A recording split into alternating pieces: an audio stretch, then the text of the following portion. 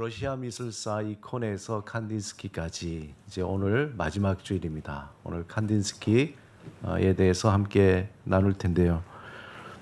러시아 역사 지난번에도 말씀드렸지만 역사에 있어서 참 중요한 인물 그 왕이 있다면은 표트르 대제, 여러분 꼭 기억하시기 바랍니다. 이 표트르 대제를 통해서 러시아가 개방이 되고 또 개혁이 되고 새로운 유럽의 문화들이 들어와서 변화하기 시작한 것입니다. 이러한 개혁의 물결과 함께 러시아의 문화와 예술도 굉장히 많이 변했죠. 새로운 변화의 바람이 불었습니다. 오랫동안 이콘으로만 있던 러시아 문화 가운데에서 그 전통적인 미술, 그 미술이 이제 귀족 중심으로 그렇게 옮겨가게 됩니다. 그림은 귀족들이 향유하는 것으로 옮겨갔다가 이렇게 예술이 기득권층에만 머물러 있는 것이 못마땅한 젊은 화가들이 반란을 일으켜서 러시아 미술사의 획을 끊는 이동파 화파들이 생겨나게 됩니다. 그죠? 이동파 화파. 이 이동파 화파는 53년이라는 무려 거의 반세기 동안 아주 러시아 문화, 러시아 예술, 미술에 있어서 큰 영향을 끼치게 됩니다. 그 수장이 저 그림에 나오듯이 이반 크람스코이. 그리고 그 이반 크람스코이가 이제 죽으면서 안타깝게 이동파는 이렇게 역사 속으로 사라지게 됩니다. 이들은 러시아 예술이 저 멀리 자신과 상관이 없던 것처럼 느꼈던 그 민중들에게 다가가서 그 예술의 어떤 모든 것들을 보여주고 함께 공유하면서 어떻게 보면 민중들은 자기들과 동떨어져 있는 그림이 아니라 자기들의 삶의 자리에 있던 그러한 풍경들, 그러한 모습들을 그려서 오히려 큰 위로를 받게 됩니다. 이 이동파를 중심으로 영향을 끼친 그 가장 핵심에는 리얼리즘이라는 게 있었어요. 리얼리즘. 어떤 지금 살아가는 이 현실, 혹독한 현실을 뭔가 미화하지 않고 그냥 있는 그대로 그리는 그런 리얼리즘이 자리 잡고 있었습니다. 그래서 오히려 그것 때문에 서민들, 살아가는 모든 그 서민들은 그 희로애락 속에서 위로를 받게 되는 거죠. 유럽에는 19세기 말부터 20세기 초까지 새로운 바람이 불입니다. 그게 뭐냐면 상징주의라는 바람이 불게 되는데 이 프랑스를 중심으로 나타나서 이제 서서히 유럽의 전 영역에 퍼져나가게 됩니다.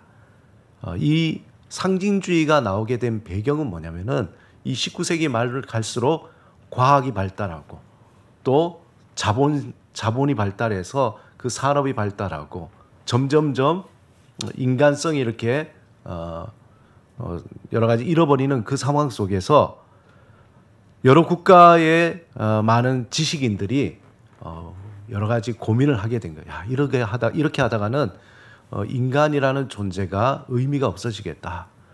그러한 가운데에 그것을 대응하기 위해서 하나의 사조가 나온 것이 상징주의입니다. 우리가 잘 아는 그 보들레르 저기 있죠. 보들레르를 중심으로 해서 파리를 중심으로 해서 이 상징주의가 확산이 되는데 그 대표적으로 우리가 잘 아는 랭보라든지 또 릴케라든지 시인 예츠라든지 이런 사람들이 20세기의 중요한 상징주의 문학가로서 영향을 끼치게 됩니다. 자연스럽게 이러한 유럽의 상징주의가 러시아로 흘러 들어오게 되는 거죠.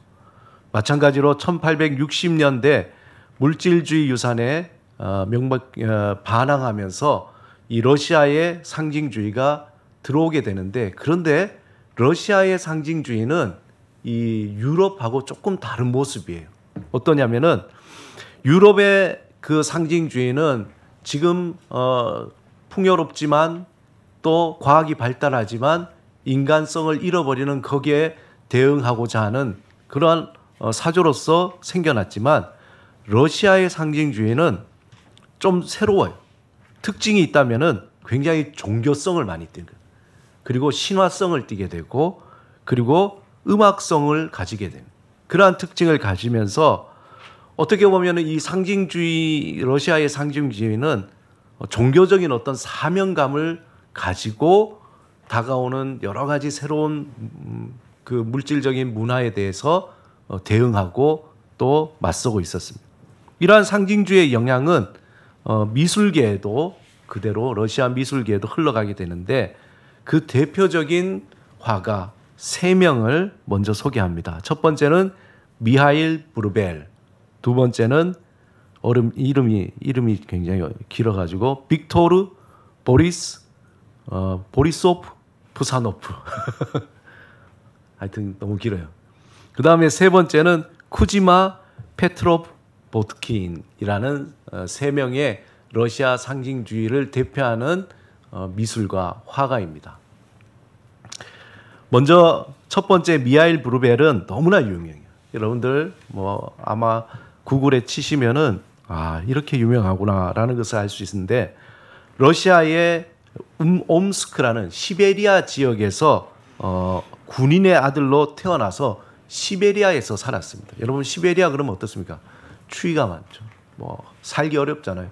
근데 거기에서 아주 미술에 재능이 있는 뛰어난 그런 아이였습니다. 그렇지만 집에서는 그 미술 하는 것보다는 오히려 상트페테르부르크의 대학에 가서 법률을 공부하도록 그렇게 권유를 합니다. 그러자 미하일 브루벨은 할 수 없이 그냥 법률을 공부하게 돼요. 그러나 법률을 공부해서 변호사 길로 가려다가 그것을 포기하고 그는 임페리얼 아카데미 예술학교에 들어가 그림을 공부하기 시작합니다. 그리고 브루벨은 이제 새로운 삶을 살아가게 되겠죠. 수도원에 그는 미술 공부를 하면서 이 수도원의 벽화라 그러죠. 프레스코화 복구 작업에 참여를 하게 됩니다. 그리고 또 스테인글라스 작업하는데도 참여를 하게 돼요. 그러면서 자연스럽게 브루벨은 이 색상이나 또 앞으로 자신의 어떤 작품을 할 때에 어떻게 해야 될 것인가에 대한 아이디어를 많이 거기서 얻게 됩니다. 그리고 중세 기독교 미술에 대해서 이 브루벨은 빠져들어가요. 그 안에. 그리고 1890년부터 이제 모스크바에서 활동하기 시작합니다. 그는 그림에도 그리고 또 도자기, 스테인글라스, 건축, 의상, 무대 제작 거의 팔방미인이에요. 못하는 거 없이 너무도 잘해서 사람들이 브루벨을 칭송하고 또 브루벨의 그 뛰어난 예술적 감각에 대해서 굉장히 높이 샀습니다.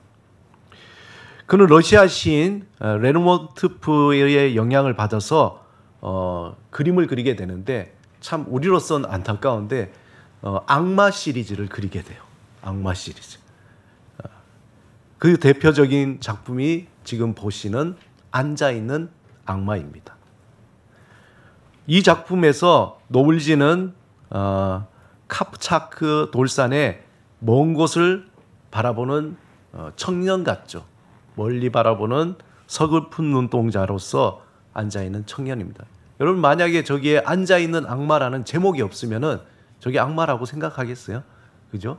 어떤 굉장히 외로운 청년, 멀리 먼 산을 응시하면서 바라보는 한 청년으로 보겠죠. 그는 천사였지만 천상에서 쫓겨나 악마의 모습으로 살아가야만 했습니다. 그에게는 어떤 말로도 위로받을 수 없는 고독이 있고 또 세상 그 무엇도 소통하지 않으려는 고집과 또 참을 수 없는 고통을 인내하는 그 비애가 이 청년 안에 스며들어 있습니다. 누구와도 사랑하면 안 되는 외로움과 슬픔, 그것을 혼자만 감내해야만 하는 그 형벌을 받은 천상의 악마. 저 악마의 모습을 보면서 어떻게 보면 현대를 살아가는 절대 고독을 겪어야 하는 현대인의 모습이 아닌가 그렇게 또 생각해 보게 됩니다. 이처럼 미하일 브루벨은 이 악마 시리즈, 그 외에도 여러분들 이제 이쪽에 보면은 그림들이 있는데 그 악마 시리즈를 계속해서 그렸습니다. 그 다음에 두 번째 상징주의 화가는 미하일 브루벨과 쌍벽을 이루는 빅토르 보리소프 무사토프입니다. 이름이 길지만 이 화가는 아버지가 철도 공무원이어서 이렇게 아버지가 정근 갈 때마다 이렇게 돌아다니다가 어느 날 기차 사고가 나서 다치게 됩니다. 그리고 평생 동안 이렇게 곱사등으로 그렇게 살아가게 되고, 그리고 35의 젊은 나이로 요절을 하게 됩니다. 무사토프는 이 상트페테르부르크와 모스크바를 오고 가면서 이제 그림을 배우기 시작하는데, 그는 너무나 실력이 뛰어나가지고 파리에 유학을 가게 되고, 거기에서 상징주의의 아버지인 샤반이라는 사람인데 그분에게 그림을 배우고 큰 영향을 받습니다. 그의 대표작이 여러분이 지금 보시는 연못이라는 작품이에요.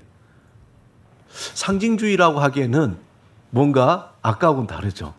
앉아있는 악마는 정말 보면 뭔가 상징주의 같은데, 이 연못은 어떤 그냥 인상주의 화가가 그린 그림 같지 않나요? 단순하게 있는 그 그림을 그런데 이 대표적인 연못에서 이 무사토프는 사실 저기에 있는 저 두 여인과 연못과 그 모든 것들이 그냥 허상이에요. 실제로 있는 것이 아니라 자기의 어떤 생각 속에 있는 것을 그냥 이렇게 그려놓은 겁니다. 대표적인 연못에서 허상으로서의 이 세상을 표현했습니다. 이 무사토프는 이 고요함과 조화를 추구했던 사람이었어요. 그리고 이 연못에 자신이 추구하고 있는 어떤 관념을 그대로 이렇게 표현해 놓은 것이죠. 그래서 이 연못은 실제 모습이라기보다는 자신의 정신적인 체험을 그림으로 표현했다는 거예요. 19세기가 아닌, 저 그림에 보면은 19세기가 아닌 18세기에 복장을 한 두 여인은 그냥 상상 속에서 그린 것은 아니고, 자신의 두 여인은 실제로 거기에 앉아서 있는 두 여인을 그린 것이 아니라 이제 모델로 쓰긴 했지만 그냥 자기의 생각 속에서 회상이라는, 그러니까 자신의 어떤 회상이라는 그 관념을 가지고 오기 위해서 옷도 18세기의 옷을 입은 두 여인을 그냥 그려놓은 겁니다. 몽환적인 파스텔 색조의 색상으로 그려진 두 여인은 마치 대화하는 것 같지만 자세히 보면은 두 여인의 시선이 어긋나 있어요. 한 여인은 저 멀리를 보고 또 한 여인은 이 다른 여인을 쳐다보고 있죠. 두 여인의 시선이 엇갈려 있습니다. 한 여인은 수면에 비친 구름과 나무를 물끄러미 보고 있고, 다른 여인은 초점 없는 눈으로 혼자 속삭이듯이 앉아 있습니다. 이 여인은 화가의 여동생이에요.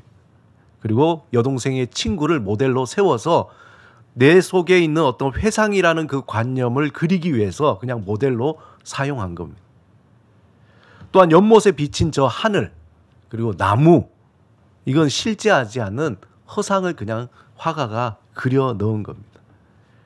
그래서 이 무사토프는 이 세상의 모든 것은 허상의 또 허상의 허상의 허상이라는 것을 그냥 이 작품을 통해서 표현하고 싶었던 거죠.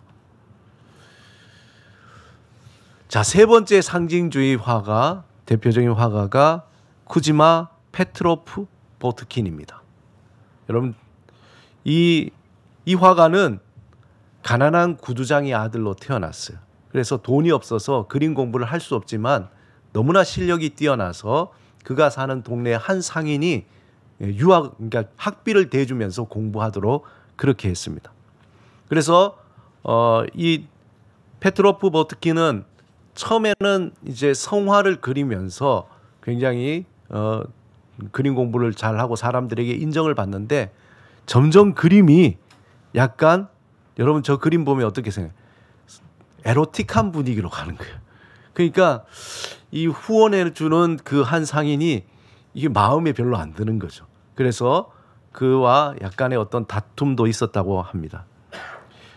1910년대에 러시아 상징주의가 이제 점점점 이렇게 쇠퇴의 길로 가는데 이 화가의 대표적인 작품이 바로 붉은 말 목욕이라는 작품입니다. 좀 독특하죠. 그런데 이 붉은 말 목욕이라는 이 작품 이것을 마지막으로 사실상 러시아 상징주의는 이제 역사 속으로 사라지게 됩니다. 그러나 칸딘스키는 이 작품을 보고 뭐라고 그러냐면은 이 붉은색은 마치 파이프 오르간처럼 울린다. 마치 둥둥거리는 강한 북소리와 함께 울리는 것과 같다. 새로운 시대, 새로운 사조가 생겨나고 있다라는 그러한 의미를 한 거죠. 여러분 그림에 보면 젊은이는 이제 막 태어난 아이처럼 또 분홍빛 알몸으로 연약하지만 그가 타고 있는 이 붉은 말은 굉장히 강하게 느껴져요. 강한 것으로 보이죠.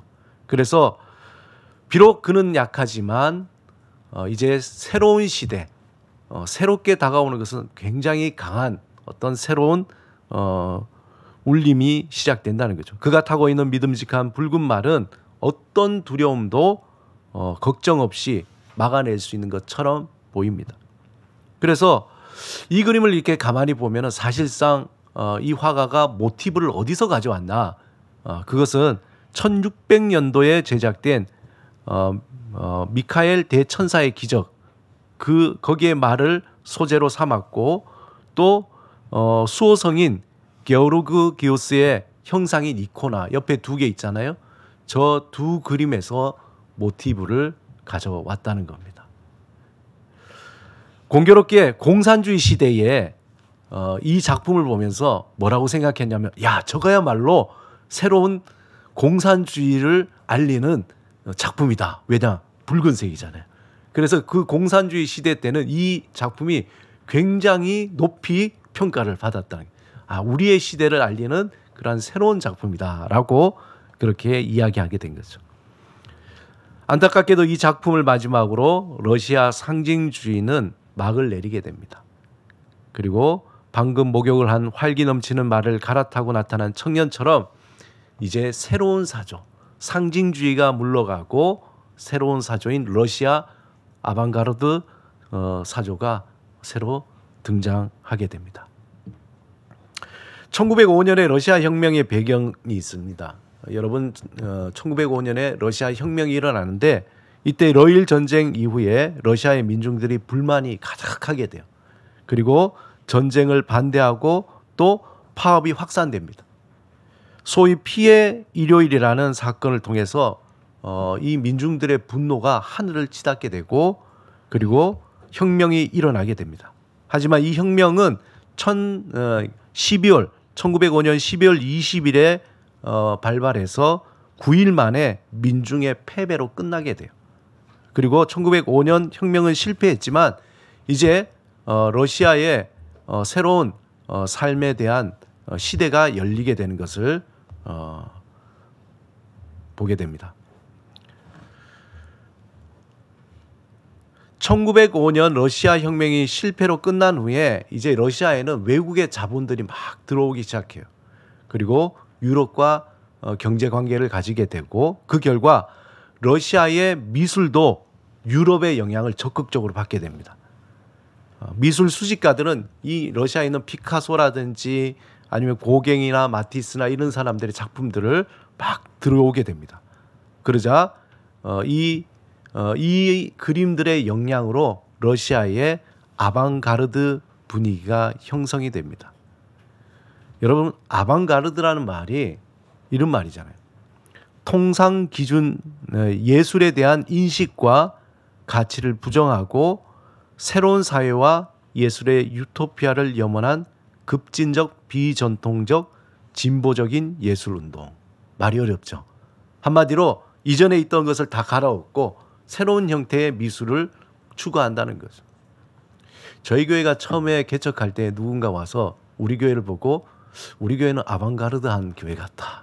왜냐 전통적인 그러한 교회의 형태가 아니라 아주 새로운 어떤 모습의 교회다. 어떤 새로운 어떤 모습의 미술 사조가 들어오게 됩니다.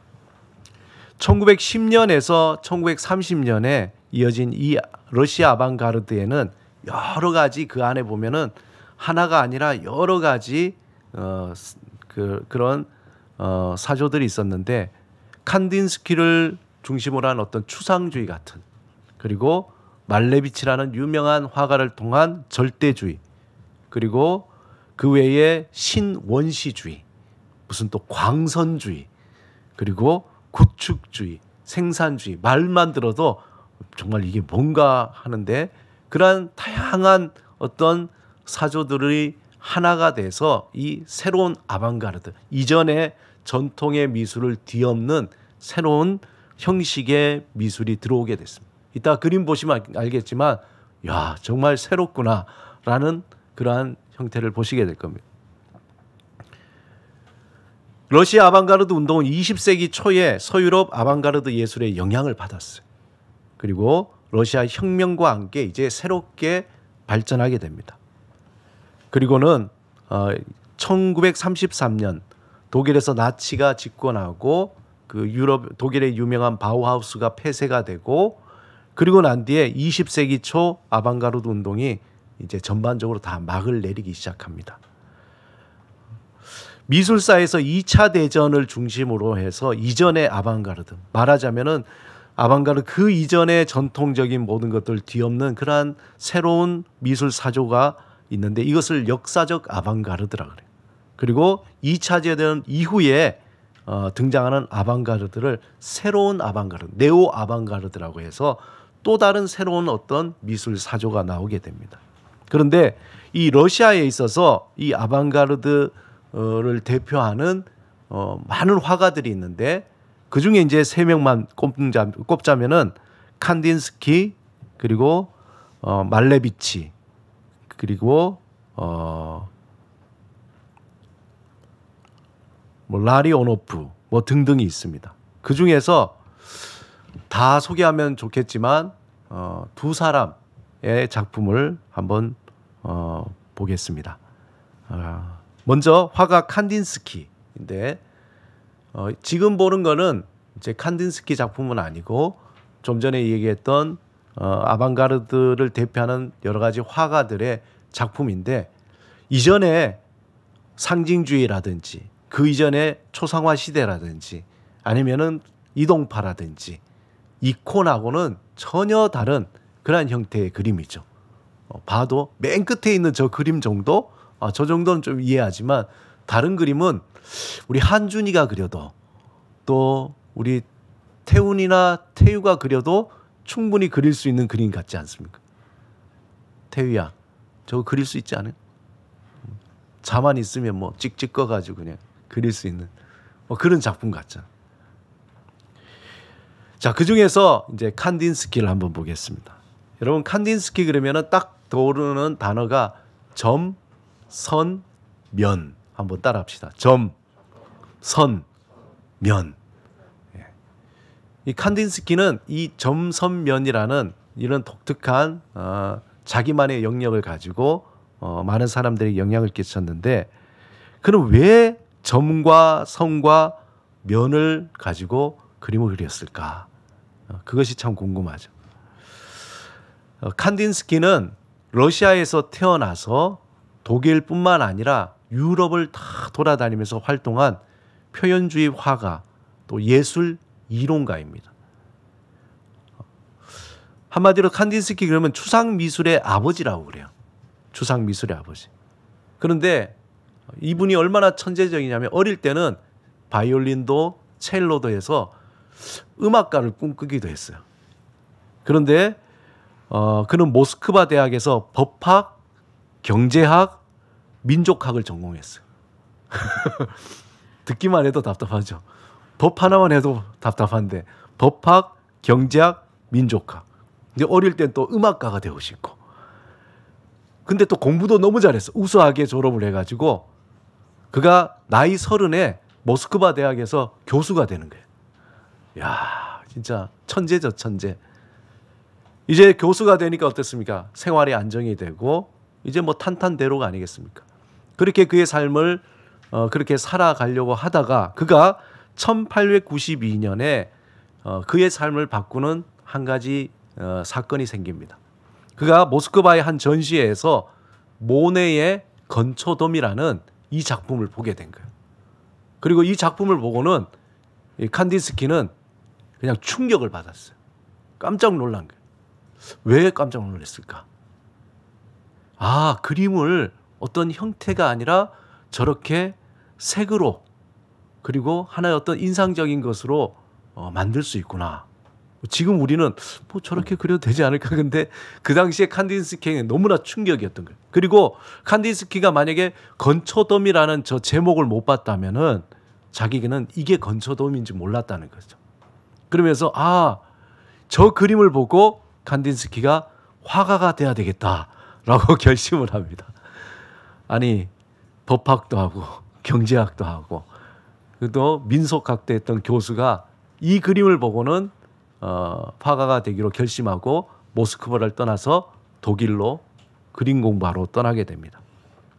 그 계기로 그는 독일 미넨에 건너가서 본격적으로 그림을 배우기 시작하고 1896년에 미넨의 미술학교에서 입학한 후에 피카소, 마티스와 함께 20세기 가장 중요한 예술가로 하나로 되었다는 거죠. 집이 부유했어요. 그러니까 소위 말해서 엄친아였기 때문에 그는 유럽과 아프리카를 돌아다니면서 여러 가지 많은 미술과 예술 작품을 보게 됩니다. 그리고 영감을 얻은 후에 1909년 그는 미넨 신미술가 협회라는 걸 창립하고 더 중요한 것은 청기사단이라는 예술가 그룹을 만들어서 자신들만의 어떤 새로운 형태의 미술을 만들기 시작합니다. 초기에는 이 칸딘스키는 이 모네처럼 이렇게 인상파적인 그림을 많이 그렸어요. 그런데 그의 그림이 점점점 바뀌어져 나가면서 나중에는 대상을 구체적으로 그리기보다는 그냥 내가 보는 것, 내가 느끼는 것을 나의 나름대로 그냥 표현하겠다. 형상과 상관없이 자신만의 철학을 구축합니다. 그러던 어느 날 자기가 그린 그림을 한번 보고는 또 새롭게 깨닫게 되어서 예술가의 어떤 시선이라든지 철학이나 감정에 그것이 작품의 형식을 결정하는구나. 더 파격적으로 그림을 그리려고 합니다. 그렇게 해서 자신이 그의 어떤 그 이론서를 하나 쓰는데 그것이 바로 이 책이에요. 예술의 정신적인 것에 대하여라는 이 책을 쓰게 됩니다. 그리고는 이 책이 많은 그 당시의 예술가들에게 큰 영향을 끼치게 되는 거예요. 말하자면 이 안에 보면은 예술에 대한 어떤 관념이나 어떤 생각을 어떻게 하면은 이 화가가 자신이 느낀 것을 대상을 따라 그리기보다도 감동으로 자신이 느낀 것을 표현할 것인가에 대해서 이론을 만들어낸 거죠. 그리고는 그는 자신의 내면 세계에 대해서 더 집중하는 거예요. 말하자면 이 컵을 그리기 위해서 컵 모양을 그리는 것이 아니라 이 컵을 바라보는 내 마음을 바라보는 거예요. 내 마음이 어떤지, 그 마음을 어떻게 표현할 것인지에 대해서 연구를 하게 된 거죠. 그리고 자신만의 예술 방식을 고민하다가 어릴 적에 음악을 했잖아요. 아, 음악을 하는 그 방식으로 그림을 표현해야 되겠다 생각을 해서 그는 미술도 자연을 흉내내지 않고 사람의 마음을 움직일 수 있다고 보고 마치 건반을 두드리면서 세윤이가 막 건반을 두드릴 때에 음악이 나오듯이 예술가는 색을 사용해서 영혼을 울릴 수 있겠다 생각한 거죠. 그래서 자연 요 모양 그대로 그리는 것을 멜로디라고 했지만 이 다양한 내면에 있는 것들을 막 다양한 표현으로 해서 그리는 것을 칸딘스키는 교향곡이라고 그랬어요. 말이 어렵죠. 그리고 그는 이 캔버스에다가 온전한 교향곡을 만들기 위해서 뭔가 이 형태를 다 쳐내고 오로지 단순한 구성만 만들겠다. 해서 1923년에 또 하나의 책을 씁니다. 그 책이 유명한 바로 이 점, 선, 면이에요. 이 책은 마치 조립식 하는 여러분 그 장난감 사면 조립식 그 안에 뭐가 있죠? 설계 그러니까 뭐 이렇게 어떻게 만드는 사용 방법이 있잖아요. 어떻게 하면은 점과 선과 면을 가지고 그림을 그릴 수 있는가에 대한 그런 방법론들을 다 이 안에 써놨어요.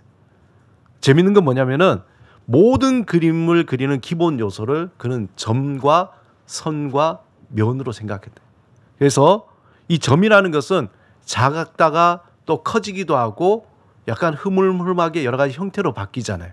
그래서 점은 화가의 감정과 생각을 자유롭게 표현할 수 있겠다. 그래서 점을 가지고 표현을 했고, 선은 화가가 생각하는 어떤 생각의 방향이나 그리고 힘을 표현할 수 있겠다. 그래서 이 선이라는 것이 어떤 게 곡선도 될 수 있고 선이 올라가기도 하고 내려가기도 하고 어떤 그러한 형태를 통해서 화가의 마음을 다양하게 표현한 거죠. 또 이 면이라는 것은 그 형태의 각도라든지 어떤 크기라든지 그것을 통해서 화가의 그 마음의 무게를 이렇게 표현할 수 있다 보았습니다. 우리가 들으면은 도대체 어떤 것인가 잘 모르겠는데, 그러나 이러한 토대로 해서 자신만이 바라보고 느낀 것을 캔버스에서 표현했습니다. 한번 넘겨보겠습니다. 이런 그림이죠. 이런 구성. 도대체 저게 무엇을 그렸는가? 그냥 화가의 마음을 그린 거예요. 구성 8이라는 굉장히 칸딘스키의 대표적인 작품 중에 하나인데, 그러면 이제 좀 전에 말했듯이 점은 화가의 어떤 감정이라든지 생각을 표현했다 그러니까 저기에 점이 있죠, 원이 있죠, 그런 것들. 또 선은 화가의 어떤 생각의 방향이나 그리고 또 화가의 어떤 그런 여러 가지 마음의 힘을 표현한 것이니까 이렇게 선이 크게 두 개, 그리고 곡선도 보이고 또 면도 보이죠. 면은 그 정서나 무게를 나타낸다. 그랬을 때 화가의 마음의 그 정서 상태나 무게가 어떤가 그냥 대충 짐작을 할 수 있겠죠. 그렇지만 그럼에도 불구하고 알 수가 없어요. 그냥 우리가 그냥 보고 느끼는 수밖에 없는 거죠. 그래서 칸딘스키는 작품과 관람자 사이에 저걸 통해서 어떤 정신적인 교감을 느끼길 원했던 거예요. 저걸 보고 저게 뭐 사과냐 아니면 저게 무슨 뭐 빌딩이냐 구름이냐 이게 중요한 것이 아니라 보는 사람이 저걸 보고 무엇을 느끼느냐 그것을 중요시 생각했다는 겁니다. 그래서 이 칸딘스키를 통해서 이 현대의 많은 추상 화가들에게 칸딘스키는 큰 영향을 미친 거죠. 그런데 이 칸딘스키라든지 아니면 다른 그러한 그 아방가르드 화가들이 어떻게 보면은 저게 도대체 어떻게 저런 그림이 나올까 하는데 참 독특하게 아까도 봤듯이 다른 화가들의 그 뿌리를 찾아보면은 러시아의 이코나에 다 뿌리를 두고 있다는 거예요. 다시 말해서 그들이 기독교적 기초에 뿌리를 두고 있다는 거예요. 대표적으로 칸딘스키가 1911년에 그린 성 게오르기우스라는 작품이 있는데 한번 보겠습니다. 자, 요거는 이제 칸딘스키의 다른 작품인데 노랑, 빨강, 파랑이라는 작품이고 그다음에 이게 블루라는 작품이고 그다음 작품 보시면은 칸딘스키의 동심원이라는 작품이고 이것이 이제 1911년에 그린 성 게오르기우스인데 이 그림을 보면 옆에 이코나 게오르기우스 보면은 좀 느낌이 비슷하죠? 아닌가요? 이게 선이 쫙 내려간 게 칼 같지 않나요? 예. 칸딘스키는 저 그림을 보고 옆에 저 그림을 자기만의 방식으로 표현한 거예요. 예. 여러분 자세히 보면은 말을 탄 기사가 보일 거예요. 그죠? 어렴풋이 보이게 되죠. 이 순수 추상의 영역으로 넘어가기 전에 그는 눈에 보이는 것 이상의 정신적인 가치를 실현하는 것이 자신의 목적이다. 그렇게 한 거죠. 그래서 그는 18세기 이코나 용을 물리치는 성 게오르기우스의 그 형상을 가지고 자신만의 방식으로 저렇게 그렸습니다. 또 하나 그림을 한번 보면은 그다음 넘겨주시면은 이거는 아까 얘기했던 말레비치. 이 말레비치도 너무나 유명한데 절대주의라는 어떤 그런 말레비치의 사상을 그대로 그린 겁니다. 근데 이 그림은 우리가 첫 주에 이렇게 보여줬던 저 그림 있죠. 손으로 그리지 않는 구세주. 저 그림을 바탕으로 해서 말레비치는 저렇게 그린 거예요. 아유, 우리 태유가 보면서 속으로 저건 나도 그리겠다 생각하겠죠. 이 두 점의 그림을 가만히 한번 보세요. 가만히 보면은 그냥 한 그림이 이코나가 없다면 모르겠는데 이코나를 보니까 괜히 또 저게 그렇게 보이잖아요. 그죠? 그렇게 보여요. 화면에 모두 정사각형이잖아요. 그리고 예수 그리스도를 둘러싼 원, 그리고 말레비치가 그린 저 검은색의 원, 저거를 보이는 거죠. 그러면서 그는 1915년에 정사각형의 캔버스에 러시아 이콘의 고유적인 특징인 검은 사각형 하나를 그리면서 사각형과 이 원 그리고 십자가를 기반으로 해서 자신만의 방식으로 그림을 그렇게 그렸던 것입니다. 이 칸딘스키는 평생 그리스도 정교회의 독실한 신자였어요. 아주 독실한 그 종교의 신자였습니다. 그래서 칸딘스키 예술 이론에는 이 종교적인 어떤 배경이 항상 깔려져 있습니다. 그는 예술을 시대에 반영하는 어떤 거울이라고 생각했고, 그리고 종교적 대립물로서 또 뭔가를 각성시키고 예언자적인 어떤 그러한 힘을 보여주는 것이 바로 이 미술 작품이라고 생각했던 것입니다. 서구의 문화는 어떤 물질의 것에 대해서 주도되어 왔다면은 자신의 시대의 이러한 과정이 정점이 이르렀고 궁극적으로 이 물질의 세계는 몰락하고 앞으로는 정신의 시대가 다가올 것이다. 칸딘스키는 그렇게 생각했습니다. 그리고 이 칸딘스키가 그렇게 추상화로 그리는 이것들은 새로운 시대에 새로운 것을 담기 위해서 그가 마치 예언자적으로 그렇게 작품을 만든다는 것이죠. 자, 그 좋은 예로 1910년에서 13년에 칸딘스키가 자신의 작품을 하나 그리는데 물질 중심의 기존 세계의 몰락을 상징하는 최후의 심판이라는 그림입니다. 아마 놀라실 거예요. 예. 최후의 심판. 최후의 심판. 이 칸딘스키가 그린 자신의 그 예언자적인 그러한 작품입니다.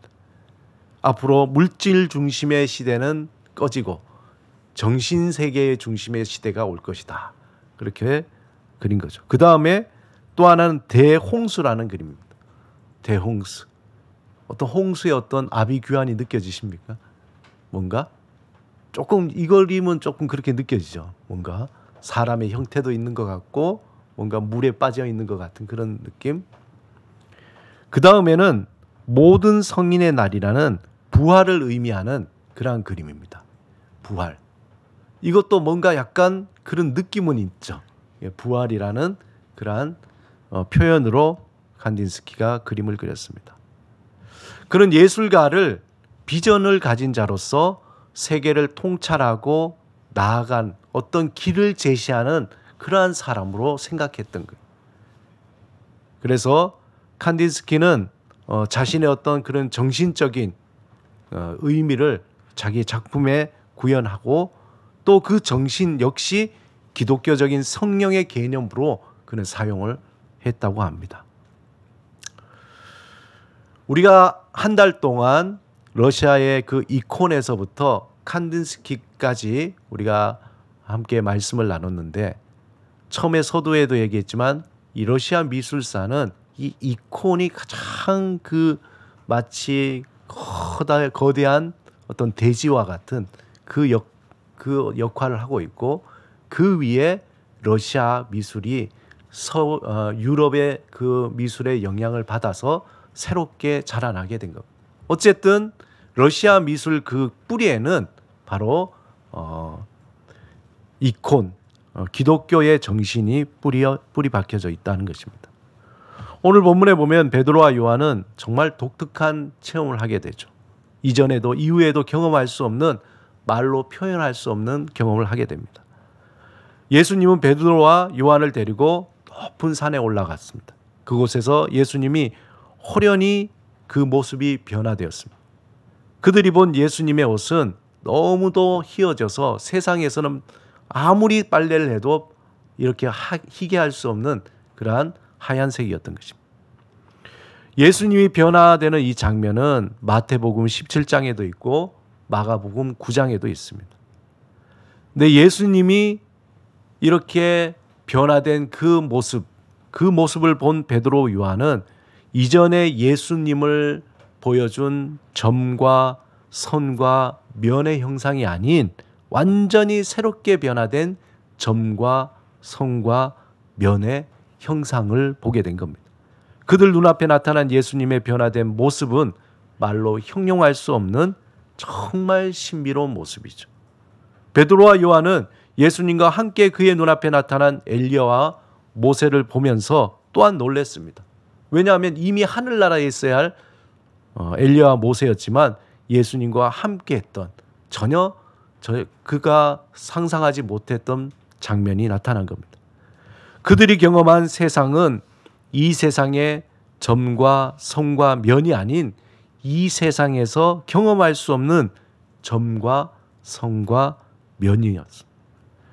베드로와 요한은 너무나 놀랐고, 베드로는 얼떨결에 거기에서 주님께 여기 초막셋을 지읍시다, 그렇게 말했던 겁니다. 하나는 엘리야를 위해서, 또 하나는 모세를 위해서, 또 하나는 예수님을 위해서 그렇게 짓자고 그랬죠. 아마 베드로는 너무 놀라가지고 그렇게 자기가 무슨 얘기를 하는지도 모르게 그렇게 내뱉었을 것입니다. 이 사건은 율법을 대표하는 모세와 또 율법을 지키는 엘리야, 그리고 율법을 완성하시는 예수님을 의미합니다. 그런데 오늘의 핵심, 본문의 핵심은 뭐냐면은 바로 하나님의 나라와 메시아 예수님입니다. 태초에 하나님이 천지를 창조하실 때에 완전한 하나님의 그 나라의 모습을 창조했지만, 이제 앞으로 다시 오실 회복되고 완성될 하나님의 나라가 어떤 것인지에 대해서 베드로와 요한에게 보여준 겁니다. 하나님은 우리에게 지금 여러분들이 이렇게 보고 있지만 이게 다가 아니라는 거예요. 마치 커튼을 싹 거두면은 새로운 하나님의 그 변형된 모습이 숨겨져 있다는 거예요. 우리가 지금 점과 선과 면의 것을 보지만, 그러나 하나님께서 커튼을 여시면은 새로운 점과 선과 면을 통해서 새로운 모습들이 있다는 거예요. 그 하나님 나라를 경험한 사람은 세상의 것에 관심을 두지 않는 거죠. 물질이나 명예나 쾌락, 이런 것들이 다 시시해집니다. 마치 죽음을 경험하고 다시 살아난 사람이 이 세상에 집착하지 않는 것처럼 우리 믿음의 사람은 하나님의 새로운 점과 성과 면을 바라보기 때문에 이 세상에 집착하지 않고 하나님의 새로운 것들을 바라보며 살아가게 됩니다. 사랑하는 여러분, 오늘은 종교개혁주일이에요. 오직 믿음을 통해서 하나님이 만드신 점과 성과 면을 우리에게 새롭게 보게 하셨습니다. 오직 말씀을 통해서 하나님이 우리에게 들려주시는 그 음성을 우리는 듣게 되고, 오직 하나님의 영광을 구할 때에 우리의 삶은 새로운 삶의 목적과 의미를 갖게 됩니다. 우리가 이 땅을 살아가면서 우리의 살아가는 모든 것을 참고 인내할 수 있는 것은 길이요 진리요 생명이 되신 예수 그리스도를 통해서 새로운 형상, 새로운 모습의 하나님 나라와 그의 영광을 경험하기 때문에 그렇습니다. 오직 믿음으로 우리에게 주신 복음의 능력으로 다시 오실 주님을 기다리며 산소망으로 하나님의 새롭게 변화되는 점과 섬과 면으로 완성될 그 나라를 바라보며 살아가는 우리들의 삶이 되시기를 주님의 이름으로 축원합니다. 우리 함께 기도드리겠습니다. 오늘 우리가 4주 동안 우리의 명화들을 우리가 함께 보고 또 이야기를 나눴습니다. 우리가 보여지는 것이 다가 아니라 그 이면에 하나님께서 우리에게 보여주시고자 하는 그것들, 그 의미들이 무엇인지 우리가 볼 수 있는 믿음을 우리에게 허락하여 주옵소서. 믿음의 눈을 열어 하나님의 새로운 것들을 볼 수 있도록 날마다 하나님의 새로운 은혜를 베풀어 주옵소서. 사모하는 마음으로 함께 침묵으로 기도드리겠습니다.